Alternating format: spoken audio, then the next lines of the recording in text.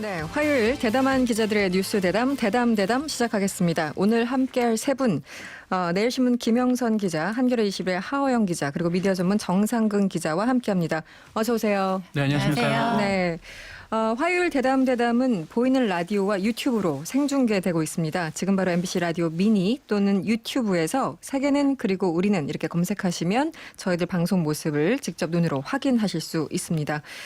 네, 기자들과 함께하는 코너이기 때문에 자꾸 이제 언론 얘기하게 되고요. 물론 이제 검찰 얘기도 하겠지만 언론 얘기로 시작을 한번 해보죠. 오늘도 조선일보가 단독이란 타이틀을 달고 이런 내용을 보도했어요. 조국 장관이 지난 일요일 오후에 관용차를 타고 미술관에 들러서 작품을 감상하고 주진우 기자와 저녁을 먹었다. 사진까지 찍어서 올렸는데 이게 단독 이런 보도 내용으로 적합한 겁니까? 정상근 기자 어떻습니까?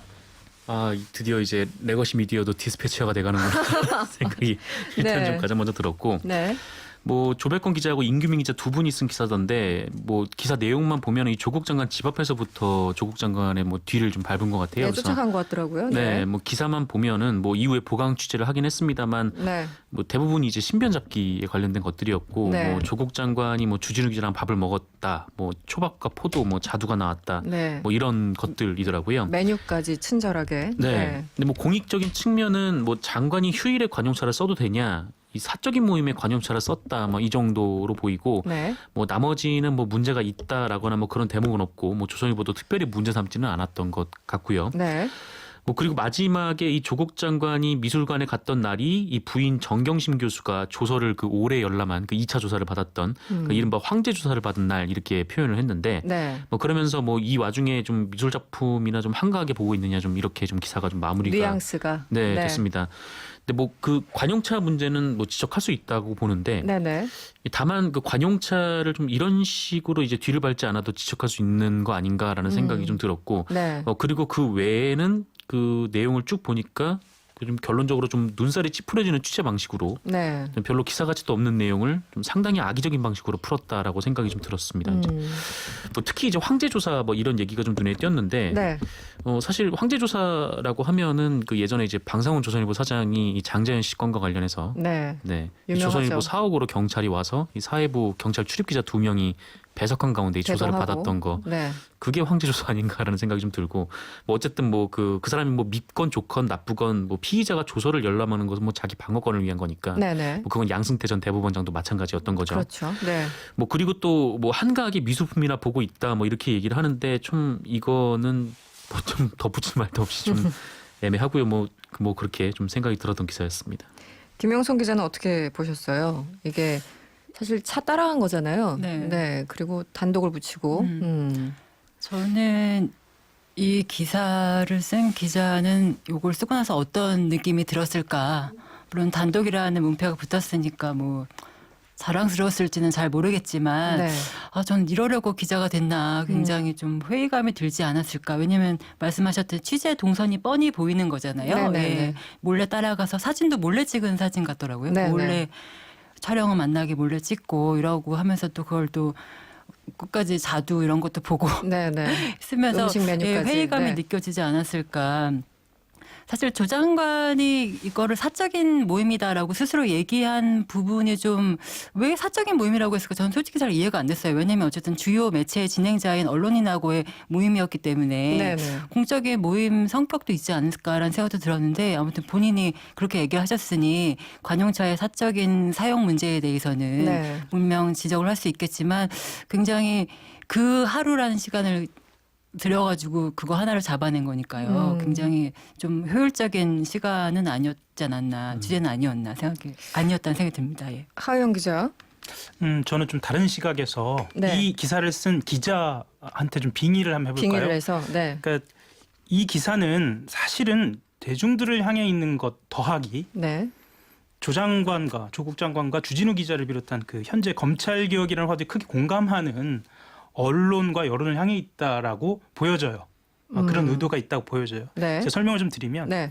일단 조 장관에게는 우리 매체가 일거수일투족을 다 지켜보고 있다. 라는 심리적 압박을 주기 위한 의도도 보이거든요. 네. 실제로 청문회나 이제 게이트 국면이 펼쳐지면 이렇게 일거수일투족을 지켜보거나 따라 붙기도 합니다. 또 주진우 기자는 이제 MBC 스트레이트 네네. 진행자잖아요. 네, 그리고 이제 그렇죠. TBS에서 방송 활동을 하고 있고요. 네. 또 시사인에서 기자 생활을 하고 있는데 네네. MBC, TBS 시사인이라는 공통점을 따져보면 조국 장관과의 이런 사적인 만남을 부각시키면서 편향돼 있는 것을 보여주고 싶다라는 생각도 하지 않았을까라는 생각도 합니다. 네. 다만 이게 드러나 있지는 않아요. 그런데 굳이 이런 의도를 깔고 있었다라고 하면 이것은 매우 고약한 기사고요. 그러니까 네. 단순히 아까 정상근 기자가 말씀하신 것처럼 네. 이게 의미가 있다 없다를 떠나서 그 이상으로 굉장히 고약하고 문제가 좀 있는 기사라고도 좀 보여집니다. 이건 공익적 성격이라기보다는 어떤 의도를 품고 있으니까요. 그게 드러나 있지도 않고요. 뭐 네. 이렇게 한번 해석을 해봤습니다. 이준희님 문자 주셨는데요. 단독이라 함은 숨겨둔 비상금 억 단위 있다. 비자금이 아니라 비상금이네요. 어쨌든 이런 것이지 않을까. 별 내용도 없는데 단독이 많아요. 이런 문자 주셨고 8672번님 한국 1등 신문의 기자가 드디어 파파라치로 변신을 하는구나. 이런 문자도 주셨습니다. 오늘 검찰 개혁안 얘기 좀 해봐야 될 것 같습니다. 오늘 조국 장관이 법무부알로 검찰 개혁안을 얘기했는데 사실 검찰이 발표했던 거 그냥 같은 내용이었어요.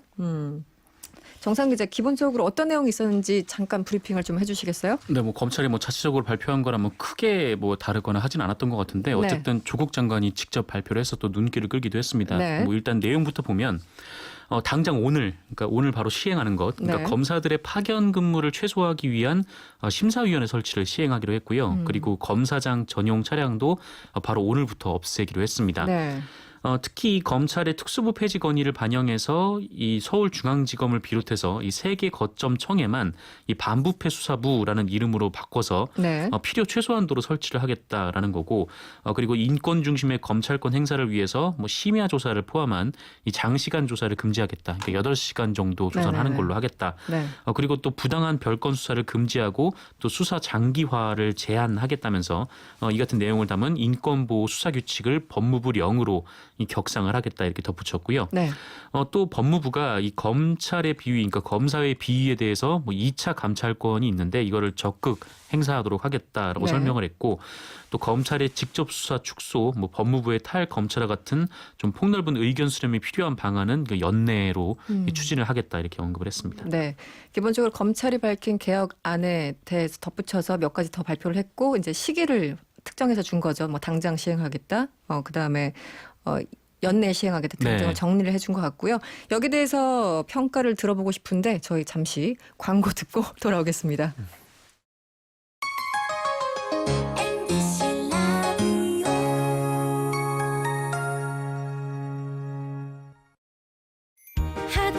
하드론 프리미엄 브레이크 패드 상신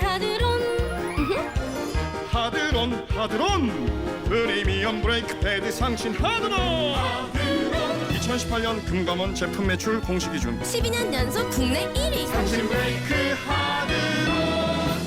수혜입니다.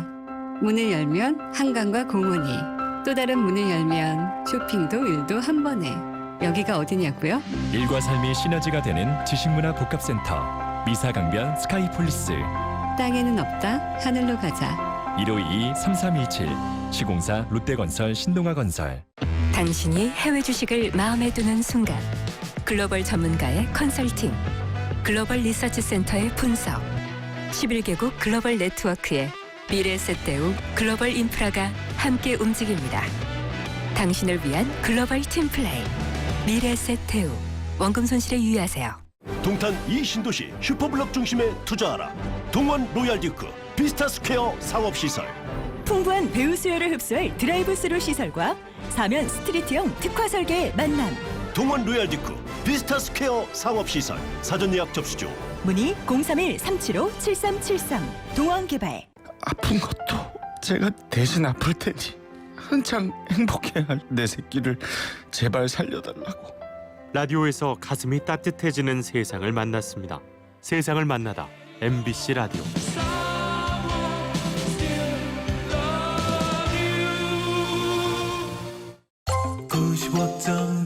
MBC 라디오 지금 여러분께서는 똑소리 나는 시사 토크쇼 이승원의 세계는 그리고 우리 눈을 듣고 계시고요.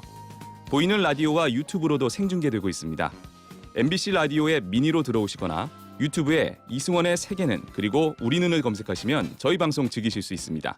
구독과 좋아요도 많이 눌러주시고요. 여러분의 참여 언제든지 열려 있습니다. 짧은 건 50원, 긴 건 100원의 이용료가 드는 샵 8001번 또는 무료인 미니로 많은 의견 부탁드립니다. 네, 김영선 기자, 하호영 기자 그리고 정상근 기자와 대담 이어가고 있습니다. 조금 전에 정상근 기자가 오늘 조국 장관이 발표한 법무부 검찰 개혁안 브리핑을 해주셨는데 평가를 한번 들어보죠. 뭐 인상적이었다던가 아니면 그나물의 그 밥이었다던가 뭐 등등 여러 가지 평가가 있을 텐데 하호영 기자 먼저 해주시겠어요? 저는 그 의외인 점이 하나 있었는데요. 의외요? 네, 새로운 내용이 없어서 의외였습니다. 왜냐하면 저도 깜짝 놀랐어요. 네. 왜냐하면 그 검찰 개혁에 대한 기대감이 굉장히 높지 않습니까? 그렇죠. 근데 그것을 알면서도 검찰의 수준하고 크게 다르지 않은 것을 조국 장관이 직접 나서서 했다는 거는 이거는 그만큼 검찰을 본인이 지휘한 것이다라는 어떤 분명한 상징성을 보이면서도 네네. 그 기대감을 모두 충족할 수 있을 거라고 봤을까에 대한 의구심이 좀 남더라고요. 그 강조의 한 그 대목 중에 하나가 네. 밤샘 조사 관련돼서 뭐 이런 저는 이게 좀 인상적이었는데요. 네네. 실제로 검찰에서 밤샘 조사 받아보신 분들이 많지는 않죠. 그런 경험을 하기 쉽지 않으니까요. 그렇죠. 근데 실제로 조사받다가 이 조사가 미진했을 때 검사나 수사관이 물어보거든요. 나중에 출석을 하겠느냐 아니면 지금 하고 가라고 또 가시겠느냐 있을지요? 이런 거예요? 이렇게 네. 물어봅니다. 그런데 제가 말씀드린 것처럼 뉘앙스가 완전히 기울어져 있습니다. 그러니까 보통 사람들한테는 나중에 오실래요? 아니면 지금 하고 가실래요? 이렇게 네. 하거든요. 그러면 네네네. 대부분이 선택의 여지가 없어요. 그러니까 검사가 원하는 방향은 저거구나. 그렇죠. 그럴 때 이제 변호사 대동하고 심리적 압박을 느끼지 않는 수준의 피의자, 네네. 피의자나 참고인이라면 다음에 오겠다라고 얘기를 하는데 네. 일반적인 참고인이나 피의자들은 저 그냥 다음에 오겠습니다. 이렇게 말을 못 하거든요. 그래서 사실은 좀 더 밤샘 조사를 하지 않겠다라는 원칙적인 천명 말고도 좀 디테일하게 들어가야 한다. 네. 저는 특히나 인권과 관련된 지금 발표의 수준보다 좀 더 세심하게 들어가야 한다라는 네. 거는 좀 말씀드리고 싶습니다. 네, 김영son 기자는 어떻게 보셨어요? 말씀하신 대로 사실 새로운 내용을 찾아보기는 쉽지 않았고 네. 오히려 그 중간 몇 페이지쯤에 나왔던 말인지 기억은 안 나는데 아무튼 매일매일이 고통스럽다 네, 이런 네, 말씀 자기 소회를 일부분 이제 털어놓으시면서 조국 장관이 그러니까 국민들과 함께하는 검찰 개혁을 굉장히 강조하신 네. 사실상 서초동 촛불 그를 의식하면서 말씀하신 부분이 좀 있었던 것 같고 네. 그거 어떤 말고 제 눈에 들어온 내용은 그 비위 검사를 징계 없이 의원 면직시키는 일이 없도록 하겠다. 이 부분은 검찰 개혁안에도 들어있지 않았던 내용인 걸로 아는데요. 네네. 그러니까 검찰 적폐 중에 하나가 이 제 식구 감사기가 아주 심각하다는 건데 네. 그동안에 내부에 이렇게 문제 있는 검사가 있으면 그거를 징계를 하거나 이러는 것이 아니라 그냥 얼른 사표를 받아서 네, 내보내는 방식으로 끝내버렸기 때문에 그게 마치 뭐 검찰의 명예를 지키는 것 마냥 네. 그런 감사기 관행 때문에 검찰이 개혁은커녕 자기들끼리 똘똘 뭉쳐가지고 네. 지금과 같은 괴물 같은 집단이 되어버린 거라고 생각을 하는데요. 네. 왜 이번에 뭐 국감 스타가 되셨지만 이문정 부장검사가 네. 그 지적하셨던 내용도 고소장을 분실하고 나서 그걸 위조한 검사가 있는데 제대로 징계하지 않고 네. 그냥 의원 면직 시켜버린 검찰 수뇌부 이 사건이 있듯이 아마 조국 장관 이 부분을 넣은 것은 그 사건을 염두에 아마 두시기도 했을 것 같고 또 제 식구 감사기라는 어떤 검찰의 조직 문화에 대해서도 네. 문제를 제기한 것 아닌가 하는 생각이 들었습니다. 네. 정상근 기자는 어땠습니까? 눈에 띄는 거가 어떤 부분이었나요? 저도 뭐 특별히 뭐 눈에 띄거나 뭐 의외다라고 생각되는 거는 잘 모르겠더라고요. 뭐 네. 예전에 뭐 많이 나왔던 얘기들이라 그런지. 네. 근데 뭐 사실 이 파격적으로 좀 뭔가를 하기에는 이 법무부 입장에서는 좀 한계가 있었던 것도 같아요. 그러니까 뭐 어떤 면에서? 그러니까 어느 정도 뭐 그런 거 이제 국회에서 좀 해야 할 부분이 있기 때문에 네. 뭐 국회 외에 이제 법무부가 할 수 있는 좀 시행령 수준의 개정에서 좀 뭔가 좀 많이 할 수 있는 부분은 뭐 그렇게 크게 많지 않을까 좀 그런 생각이 좀 들었습니다. 네.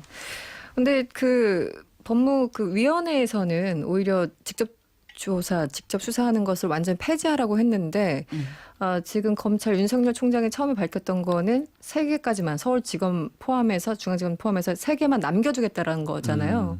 결국 오늘 법무장관이 발표한 걸 보면은 윤석열 총장의 손을 들어준 거예요. 모양새가. 위원회는 더 세게 없애라고 했는데 저는 오히려 그 부분이 더 의외라고 생각하는데 그게 너무 급진적이어서 반발을 의식한 조국 장관의 결단이었을까요? 어떻게 보십니까? 좀 해석의 여지가 있다고 보여져요. 왜냐하면 그 세 개의 청의 특수부를 남긴다라는 것을 바꾸어서 반부패부로 남긴다라고 바꿨거든요. 이름을 일단 바꾸기로. 예, 네. 그러니까 이제 그 위원회에서 제안한 것처럼 실제로 특수부는 없앤 거죠. 없앴는데 반부패부를 남기는 걸 어떻게 보느냐의 문제인데요. 네. 사실 이것을 그 검찰을 출입하는 기자들이 봤을 때는 잘못하면 눈 가리고 아웅일 수 있다라는 생각은 할 거예요. 왜냐하면 네. 지금 현재 대검에 반부패부가 있거든요. 그렇죠. 그리고 한동훈 반부패부장이라고 네네. 현재 검찰 수사를 기획하고 주도하는 것으로 알려져 있어요. 네네. 그러면 지금의 그 비판을 의식했을 때라고 한다면 반부패부가 어때야 하는가에 대한 상은 나오죠. 그러면 이제 반부패부를 하고 이름은 남겨놓되 이것을 어떻게 내용을 채워가야 할 것인가는 이제부터 시작이라고 볼 수는 있을 것 같아요. 네. 사실 제가 이해가 안 가는 거는 박상기 장관은 도대체 무엇을 하셨나? 예, 지금 문재인 정부 2년 반 정도 지나고 있잖아요. 그렇다면 사실은 모든 개혁이라는 거는 정권 초기에 해야지 힘을 받는 건데 지금 뭐 조국 사태라고 불리는 이것과는 별개로. 그런데 지금 오늘 법무부 장관이 얘기한 거 보면은 당장 시행할 수 있는 거 몇 달 안에 그냥 고쳐서 시행할 수 있는 것들이 분명히 있어요. 그렇다면 박상기 장관 때 이미 다 했었어야 되는 건데 어떻게 보면 정부가 당시 뭐 의지가 없었다고 봐야 됩니까? 저는 이해가 안 가서. 당시 그 어떤 배경으로 꼽는 것, 검찰 개혁이 왜 이렇게 지연됐느냐라는 배경으로 꼽히는 게 사실은 국정농단 수사죠. 네, 예. 네. 그 수사로 인해서 사실은 검찰에게 많은 힘을 주었던 부분이 있고 검찰 개혁을 좀 자잘하기라도 할 부분이 있었을 텐데 네. 그 부분도 하지 못하고 지금까지 흘러와 버린 죄. 이 부분에 사실 원죄가 있는 거죠. 박상기 장관도 그렇고 당시 수석이었던 뭐 지금 현재 장관도 네. 사실은 피해갈 수 없는 부분이 있습니다. 예. 그 적폐 수사를 이 검찰에게 완전 맡겨놓으면서 네. 스스로 개혁을 지연시킨 부분. 알겠습니다. 그 하나 김영선 기자가 지금 그 경찰 쪽을 쭉 출입을 몇 년째 하고 계셔서 물어보지 않을 수 없는데 이 공개 소환 폐지한다고 하니까 경찰에서도 말이 좀 나옵니까? 경찰도 지금 공개 소환 폐지 방침을 밝혔습니다. 네. 어제네요. 민감용 경찰청장이 공식화를 했고요. 그래서 네. 이와 관련한 아마 세무 방침도 마련돼서 아래까지 전달이 될 걸로 보이고 네. 일부에서는 뭐 내부에 반발이 있다 뭐 이런 얘기도 있는데 사실 모양새상으로는 봐서 네. 검찰이 하는 걸 따라하는 게 됐기 때문에 그런 측면에서는 아마 뭐 따라하기냐라는 식의 어떤 측면에서 반발인지는 모르겠는데 네. 속 얘기를 들어보면 아주 세상 편하다. 그래요? 왜냐하면 이게 공개 소환할 때마다 네. 이게 어디까지 공개해야 하는지가 그렇죠. 애매하죠. 항상 헛갈리는 거고요. 이게 네. 공보 준칙이 있다 해도 건마다 다 다릅니다. 네네. 그래서 비공개 소환을 하면 언론에서 막 난리를 치고요. 막 빼돌렸다 막 이런 얘기까지 네네네. 나오고 또 공개 소환을 하면 또 피의자 쪽에서 또 난리를 치고 그렇죠. 이 경찰은 필연적으로 중간에 끼일 수밖에 없기 때문에 네. 특히나 방향으로 보면 어쨌든 포토라인 공개 소환 자체가 워낙 무죄 추정이 아니라 유죄 추정을 해버리는 그런 방조하는 방식이어서 네. 인권 보호를 위해서는 없애야 한다는 게 대세였기 때문에 언제라도 시행할 수밖에 없는 조치였어서 아마 초반에는 혼란이 있을 수는 있어도 장기적으로는 정착이 되지 않을까 저는 네. 뭐 그렇게 전망을 합니다. 이 공개 소환 폐지 얘기가 나오니까 당장 그 일부 매체에서는 1호 수혜자는 조국 장관의 아내 정경심 교수일 수밖에 없다. 이런 취지의 보도를 내는 곳이 있었습니다. 이 부분 이 시점이나 이런 것들은 어떻게 보세요? 이게 뭐 설령 이 포토라인을 유지하더라도 그동안 뭐 특수수사를 했던 거를 보면은 주로 이제 포토라인에 서는 사람들은 이 차관급 이상 네, 그 고위공직자들이 좀 대상이었고 네네. 뭐 그렇게 따지면 이제 정경심 교수는 대상이라고 좀 보긴 어렵죠. 근데 이게 유일한지는 모르겠지만 민간인 신분으로 포토라인에 섰던 사람이 이제 최순실 씨가 있어서 그렇죠. 이거랑 좀 많이 좀 대비가 되는데 네. 근데 뭐 당시 최순실 씨 같은 경우에는 이 대통령 권력과 관련된 혐의를 좀 받고 있었기 때문에 뭐 혐의에 있어서 좀 차원이 틀린 부분이 있고 그리고 사실 이 최순실 씨에 대해서도 저는 이 포토라인에 세우는 게 아니라 귀국을 했을 때 바로 긴급 체포를 해서 압송을 했어야 되는 거 아닌가라는 네. 좀 그렇게 보고 있는 편이기도 하고요. 근데 지금 이제 조국 장관이 뭐 검찰 개혁을 할 수 있는 자격이 있느냐, 뭐 검찰 개혁의 수혜가 조국 장관이냐, 뭐 이렇게 보기에는 뭐 이제 포토라인 문제, 뭐 특수부 축소, 네. 피의 사실 공표, 뭐 이런 것들은 이전에, 그러니까 지금 문제 삼고 있는 조선일보에서도 네네. 이미 기획적으로 좀 다뤘던 내용이거든요. 이런 네. 것들이 굉장히 좀 부적절하고 이 검찰 권력 개혁이 필요하다라고 좀 다뤘던 부분이기도 하고. 게다가 지금 이제 조국 장관 관련돼서 이제 남은 수사가 좀 상당 부분 좀 진행이 됐고 남은 게 이제 그 정경심 교수를 기소를 하느냐, 뭐 네. 나아가서 이제 조국 장관이 소환이 되느냐, 뭐 이 정도만 남았다고 보면은 뭐 그렇게 뭐 검찰 개혁으로 인해서 뭐 혜택이 다 처음으로 받게 됐다, 완전히 혜택을 받게 됐다, 좀 그렇게 생각되진 않습니다. 만약에 연결하기엔 좀 무리가 있다. 네. 혜택을 이렇게 받았다면은 뭐 그 조선일보가 지금까지 기사를 저렇게 써올 수는 없었겠죠. 네. 네. 조국 장관이 오늘 개혁안 발표하면서 이 검찰 개혁을 위한 검경 수사권 조정 그리고 공수처 설치에 관한 입법화가 곧 국회에서 진행될 거다 이렇게 얘기를 했는데요. 정치팀장 맡고 있는 하호영 기자, 이 국회에서는 속도를 좀 내고 있습니까? 어떻습니까? 일단 국회에서 논의는 시작됐다고 봐야겠죠. 네. 어제 교섭단체 3당 그 원내대표가 만났으니까요. 네네. 그리고 실제로 각 당의 원내대표들이 밝힌 내용을 보면 네. 패스트트랙으로 그 지정된 형사소송법 개정안, 검경 수사권 조정 등 논의를 조속히 진행하기로 했으니까요. 네. 진행이 된다라고 봐야 하는 게 맞는데 사실은 그 아래에 깔린 뜻이 무엇인가 좀 봐야 할 것 같아요. 이제 추정입니다. 네네. 추정인데요. 네네. 이제 분위기는 어떤 분위기가 좀 있냐면 검찰을 지금 현재 그 사법개혁이라는 큰 뜻으로 문재인 정부가 이제 청와대를 비롯해서 조국 장관이 주도해서 해 나가고 있는데 네. 국회는 무엇을 할 것인가에 대한 고민이 첫 번째 있고요. 두 번째로는 그 정치개혁법안이나 사법개혁 법안과 관련돼서 국회 입법활동 방해 혐의, 그러니까 이른바 패스트트랙 수사가 지금 진행되고 있거든요. 네네. 이것과 관련돼서 10월 말이 될지 11월이 될지는 모르겠는데 일단 기소가 되는 것으로 봐야 합니다. 그렇다고 본다면 네. 검찰이 그 정치권의 한 축을 굉장히 부담스럽게 할 만한 모멘텀을 갖고 있는 거예요. 네네. 그러면 국회로서는, 특히 정치권으로서는 어떻게 검찰을 견제할 수 있을 것인가를 보여줘야 하거든요. 네. 그렇게 한다면 본인들이 남아있는 건 이 지금 사법개혁과 관련된 법안을 본인들이 어떤 방식으로든 검찰의 힘을 빼는 방식으로 네. 진행을 할 수밖에 없는 거죠. 이런 차원에서 각 당의 필요가 맞았다라고 보여집니다. 다른 맥락이었지만 결과적으로 같은 결론. 예, 이때 그러니까 이런 방식으로 진행이 될 때 네. 좋은 쪽으로 네. 합의를 해서 이끌 수 있도록 그런 운용의 묘가 좀 발휘가 됐으면 하는 바람도 있습니다. 네. 예.